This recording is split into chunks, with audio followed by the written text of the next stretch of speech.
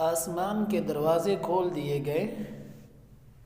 ابن عمر رضی اللہ عنہ سے روایت ہے کہ انہوں نے کہا، ایک دفعہ ہم نبی صلی اللہ علیہ وسلم کے ساتھ نماز پڑھ رہے تھے کہ لوگوں میں سے ایک آدمی نے کہا، اللہ اکبر کبیرا والحمد للہ کثیرا وسبحان اللہ بکرۃ واصیلا۔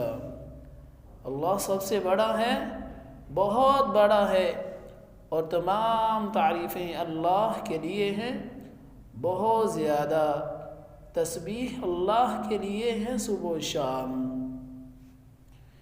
نبی صلی اللہ علیہ وسلم نے پوچھا، فلاں فلاں کلمہ کہنے والا کون ہے؟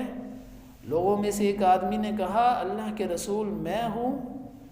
آپ صلی اللہ علیہ وسلم نے فرمایا، مجھے ان پر بہت حیرت ہوئی، ان کے لیے آسمان کے دروازے کھول دیے گئے۔